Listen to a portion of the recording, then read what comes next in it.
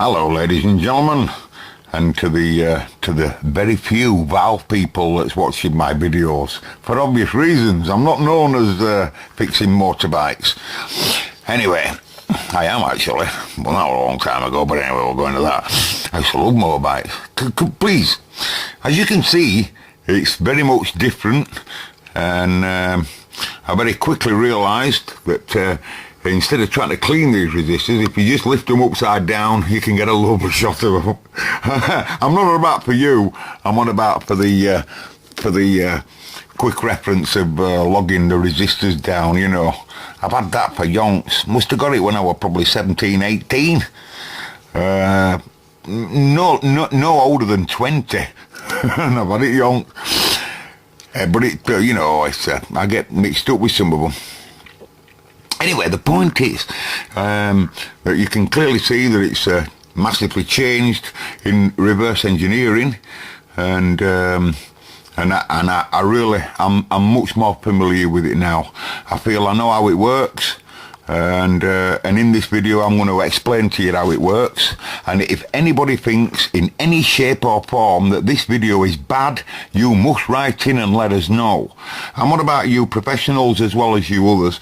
If any of you think it's good and it's well explained, please let me know, because I do need the feedback and I want to know that I'm correct. I'm being serious, right? So please, don't be shy, right? If you've got some slander, you are welcome to thumb it down. You know that. But if you've got some praise, could you please thumb it up? But I'd rather you tell us. I'd rather you write in and tell us, you know, what the problems are, or what you like about it, you know, because it's a damn sight easier just drawing it out. Anyway, you can see, ladies and gentlemen, for those viewers I have, that that was the last diagram I think you saw.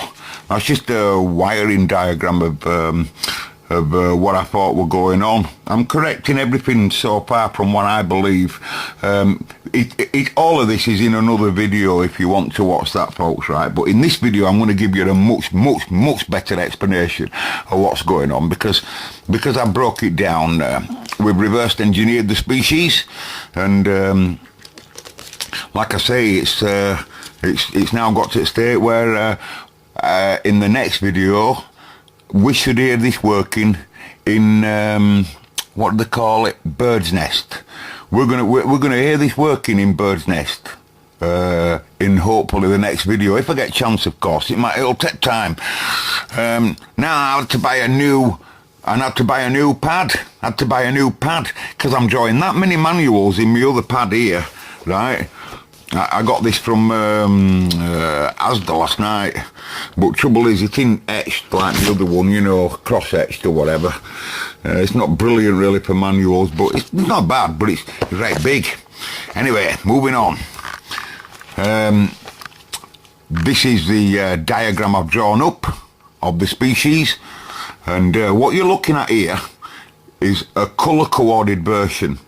Please don't take any colours for what you think that these wires are carrying. Remember, anybody can use any colour they want, and I have done that, and I've mainly done it for a reason, so that I don't have to cross terminals like you see this. Can you see this? So that I've had to come out, you know, with my diagram and then cross it and then come back. I use it all the time. That's a common method, and I use it all the time, but in this case, to try and cram it up a space, I thought I'd just use colours, so that you can clearly see that the anode, for example, at EL84, and you can clearly see where it goes. Right, now I'm going to explain to you what's going on in my understanding of it, and you're also going to notice quite a lot of detail here, right? So for those of you that's bored of detail, like, you might want to switch off at this point, because it is all talk in this video. There's no electrical test equipment to see, there's no note, but there will be soon. There will be soon. There will be soon. Right, ladies and gentlemen, where do I start? Let's start at the very beginning. Right, what you see here is only one amplifier, right? So even though the amplifier that I'm working on here is a stereo amplifier, i.e. 2 finals there, as you know, and 1 driver amplifier. For reference, as I said in the other video, all we've got to do is make sure that they are symmetrical, i.e. the PAs, and what's going on in the preamp here regarding the ins and outs and supply, everything, right? So that's been brought down now to my understanding, and I've now only drawn the 1 amplifier because they're both symmetrical, and I've only drawn the 1 amplifier here because remember this is a double triode, EWC 83 EL84, right? But I've had to add some very serious connections, right, for very good reason, right? Very good reason. Now, so we don't see the power supply here because the power supply will be in another diagram at a later date. It's very simple, is the power supply. So all you'll see from power supply is heater supply, high tension, and another high tension, and a ground. That's all you're going to be getting from coming inwards at this end. But the important connections is, believe it or not, the crucial important connection is this fella. These are wire offs from the diagram. So we've got 1 basic amp here, or should I say 1 complete amplifier of how it is on there. And this wire is a very important wire because of this 15k resistor. Now when I power this up, I'll explain in a minute what's going on, but when I power this up, I'm going to have to be quite careful, and I'm going to have to be monitoring voltages immediately. Not just because I'm just built it, but because of this 15k resistor. Why? Well, I'll tell you why, folks. It's because the power supply comes in here on the red, and it would normally drive both the transformers, right? But in this was only 1 amp, right? So power supply comes in on red and feeds this, what looks like probably the centre tap, right? It's probably that what it is, but we won't know until I get a diagram of this transformer properly, like I say in other video, you know. But so that's 2 positives. It would be, one goes to other, right? And it's continuous, if you like. This fella here is. So when he comes down, I'll explain all this in a minute, but when he comes in here and he goes through this 15k, he's actually setting the voltage for both the preamps. And in this amplifier, you're only going to see 1/2 of that valve. So theoretically, that value there, it will be wrong. It will be wrong.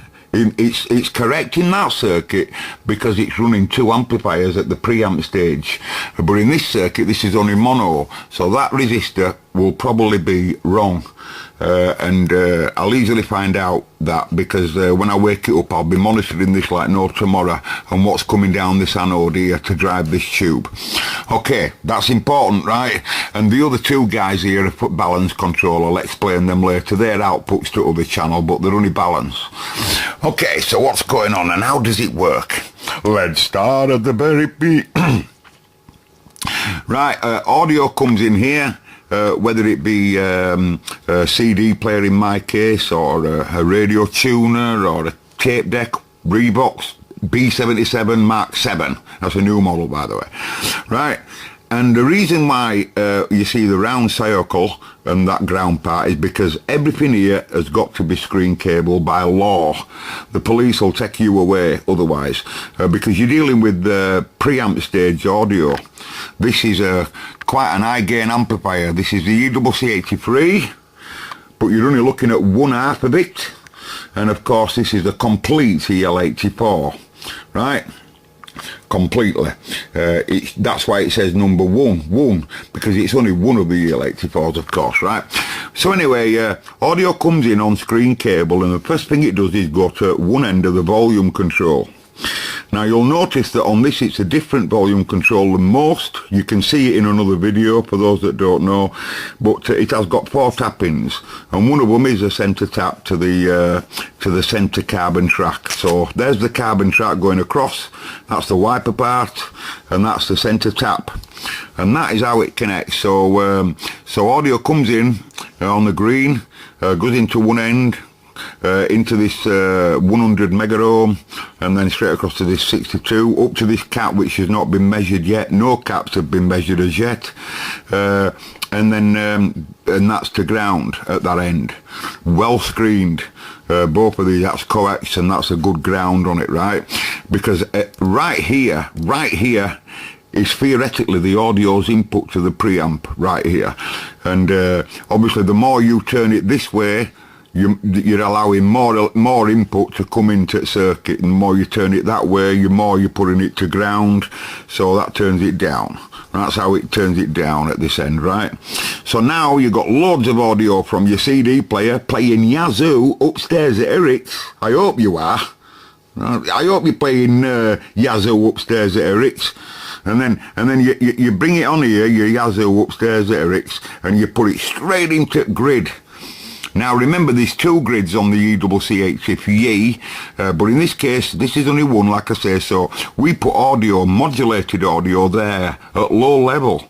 But because, as I said in another video there, because if we heat up the heater, we can allow the electrons to flow, right?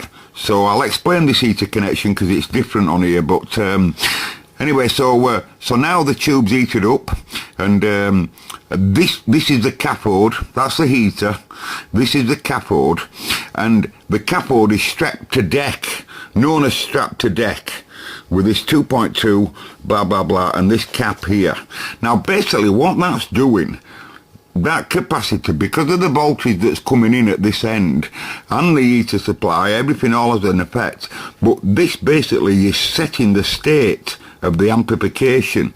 It's setting the region of the amplification, and what we call a region, and basically it's that, if you like, that the amplifier's got something to argue against, right? You know, where, because you know you need two parts to a circuit, if you like, and that's the what I call the that's the back end of the controlling the resistance correct to keep it in right region. They're very much like a semiconductor at that state.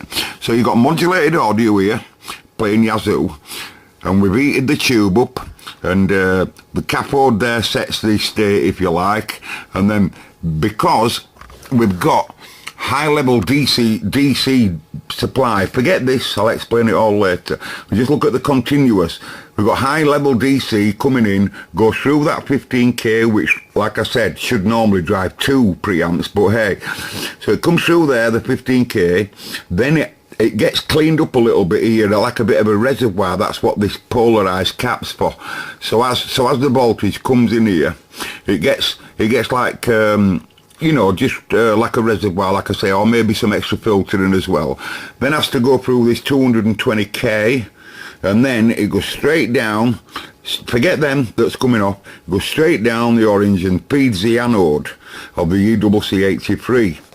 So that's what we call the DC state. That's the DC state that's set for the valve. It doesn't alter. That's how it is all the time by law. That doesn't change unless something goes wrong, right?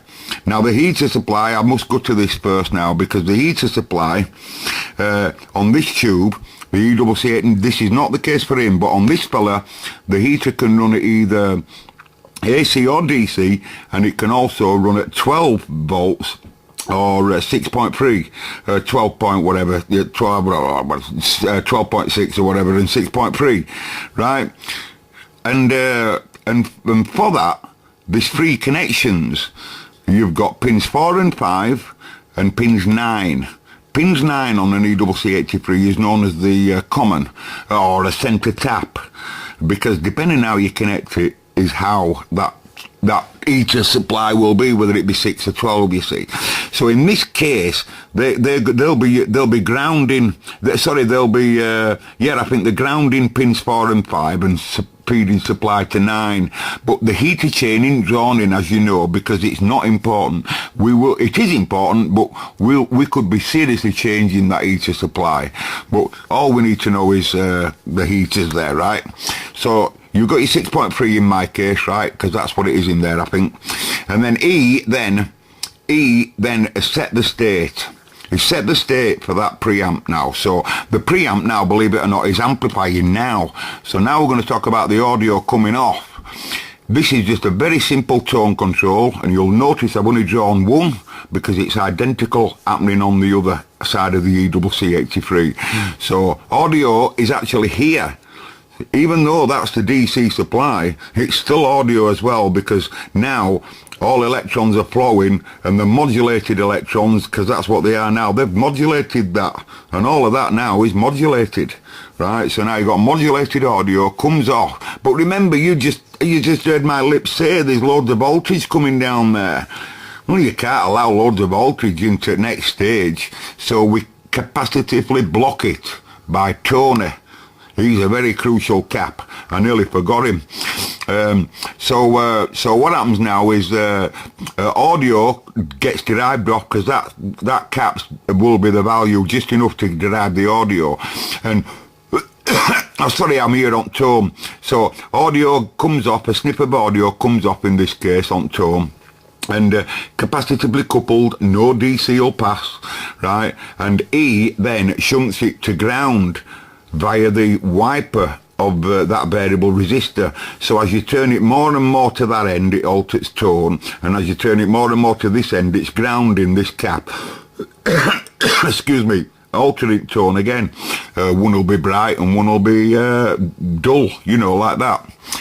The audio obviously comes off now at the same point. So regarding driving the next amplifier, him. So this is the audio part. He comes off direct connection, capacitively coupled again, working same way, except now he's going to drive that next stage. He goes through the balance control. Again, the resistors aren't wrote down, but they will be. He goes through balance control and shunted through that 150 to ground, right?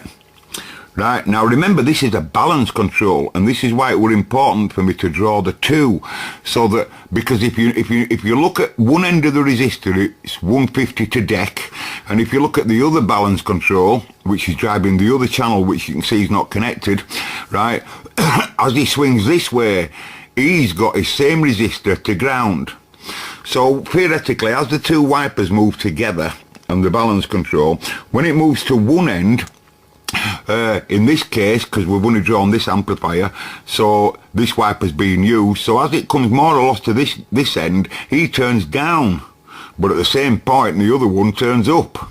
But as it goes more and more to this end, he turns up, and that one turns down, and that's how the balance works. Are you with me?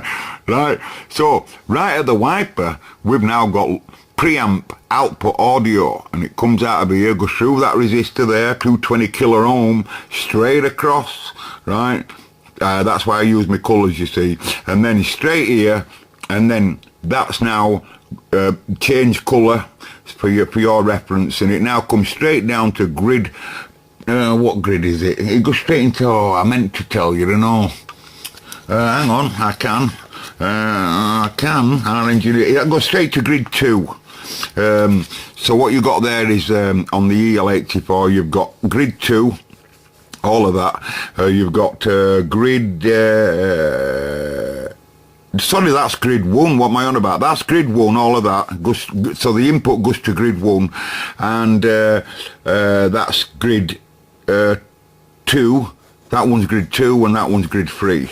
But you'll notice grid 3 is controlled with the cathode, the direct connect, that's inside the EL84, but that's how they are. So no one takes control of grid 3 apart from what you do in here at the cathode. That's why they call it KG3, right? K because it's a cathode, right? And obviously grid, G for the grid, and number 3 because it's at the top, right? But remember, always that cathode type sets the state, so that's what I'll explain here. It's going to set the state of the flow, right? So you got your audio now coming in, it goes to grid 1, heater marks up, blah blah blah, he sets the state of the DC, which I'll explain later, and basically then you're going to have audio coming out of here. Lots of audio coming out, but let's look at the DC state for him. As I said, when the DC comes in here, it has to pass through that 15 and then into that, and he sets the state. That's why you see the EWC83 preamp tubes running cooler. And the reason being is because the voltage gets reduced quite considerably here. And it's because he's not doing nowhere near as much hard work. But this fella, the output tube, EL84, he's got to drive into that transformer and make this speaker do some work here. And he's doing the work, you see. So he has to have a different supply coming up at a different place. So he gets his supply direct from the orange, and it's the straight connection, and it comes straight down there into grid, and forgotten it again now myself, grid 2. And it directly connects to grid 2, right, as you can see, which is pin 9 for your interest. Right, now then, so he's giving it full supply, loads of supply, we've heaters up. The cathode state is controlled by the feedback. So in this case, right, the cathode is waiting for audio, if you like, to be made.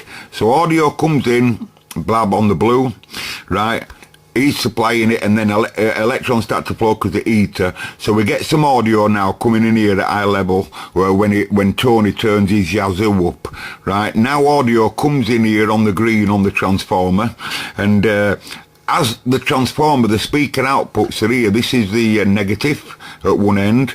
It comes into negative at speaker. Notice how I've drawn a coil for you, right? And the positive at speaker's coming at other end, and he goes straight into the speaker to drive it.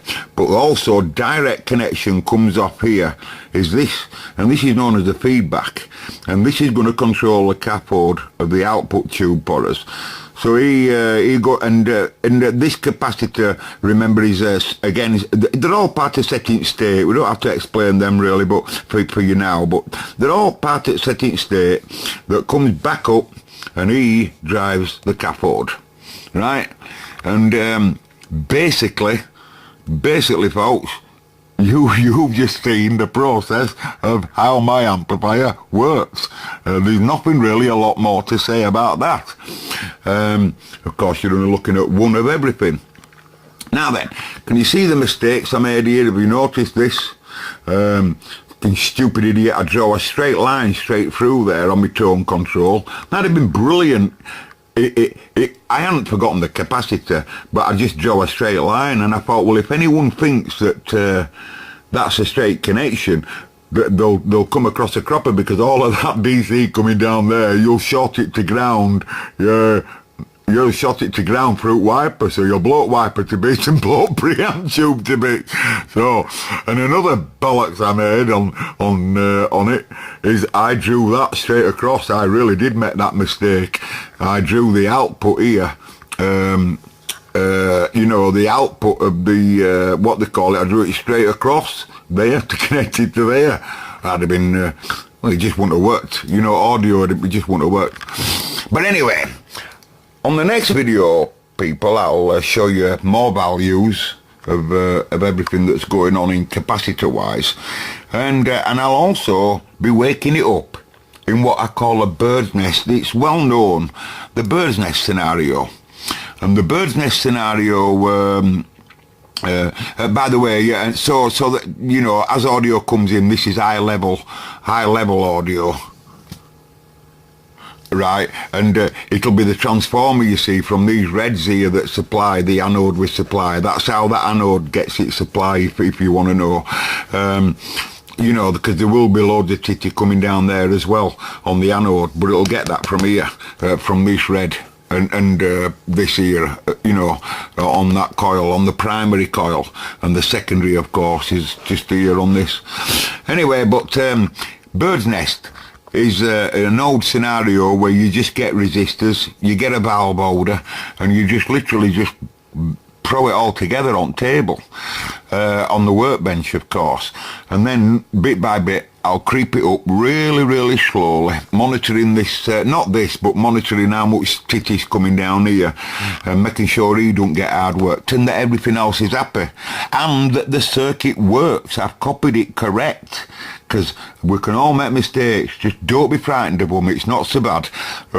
In my case, I'm lucky. I've got a variac and what have you, and a bit of test gear. But so I'll be bringing it up slowly, nice and slowly while we're watching. I'll do it on video for you. And we're going to get it, first of all, to idle. We will not be putting any audio into it first. We'll be getting it to idle into a speaker, but just idle. In other words, just making sure it's turned on, these amps are ready for amplification, and then we'll be looking at the DC states. Well, we'll be looking at DC first as we're waking it up, and then we'll be looking at idling current. In other words, how much current they're idling at, because it's all important. And then I might have a look at temperature. And I'll either be putting tones into it at this end so I can work out its frequency response, and also do loads of voltage checks and how the amplifier copes. And to do that, I have to buy them yet, but I'm going to make what they call an AF dummy load. I've got one in the workshop, I've got several, but really I'd like to have a proper made one that's 4 ohm, 8 ohm and 16 ohm stereo with outputs on that can drive a meter perhaps, that can read watts. But that's all in the very near future. I'm very soon to order them parts, but it's a way off yet. And that way I don't have to give it the speaker, and I can really pump loads of tones in at high level and listen to it getting to distorting stage.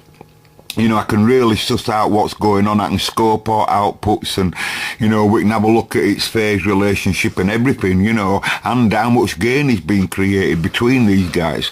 It'll be really interesting. And I won't have to listen to the bloody article like I do now, so I'll be able to get rid of the speaker, give it a proper AF load, which is just basically a resistor that's going to eat all the currents and raisins that's getting made here. I won't have to listen to it, and the resistor is set perfectly to eat all of that load and dissipate the heat, because it'll make some heat. And my AF amp, or my AF dummy load, will probably be about 40 watt per channel. That's all I need, about 40 watt per channel. Right, so folks, that's about it. So I didn't have any Tipex, by the way. Oh, what a bollocks. I mean, alright, what are you going to do now? Go up into loft. You've got some paint up in loft, old lad. You've got some paint up in loft. But what if it's gloss? It'll take 4 days to dry. Goes up into loft. Is it really worth it? Yeah, it's worth it. Go up into loft. Goes up into loft, find some paint. Not gloss. Oh, I did find gloss. I was looking for matte. I thought matte emulsion. I don't have any Tipex, so I thought matte emulsion would do it. Didn't find any matte. All I could find were anyway, then I needed a medium. To put it in. Oh, what can I put it in without having to bloody clean everything up? And I thought, yeah, the inside of a junction box. So I opened it up, gets a little bit of my paint, right, and it was satin. It was satin.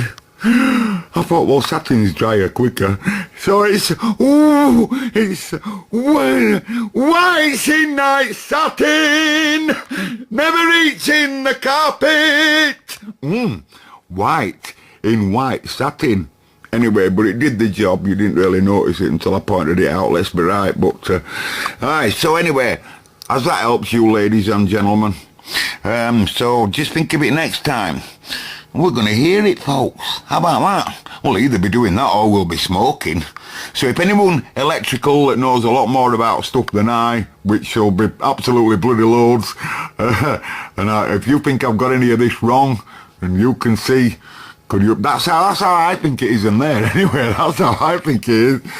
And I think I've explained how, well, that's how I believe it's working. So that's how I believe the whole thing's working, you know. I haven't described the speaker, how it works, but I can in video 429. Catch you later, everybody. I've babbled on for long, you know. What am I going to call it? Reverse engineering. I'll call it that. Reverse engineering of my amplifier. I'll catch you later. How do you spell engineering? Hang on. What do you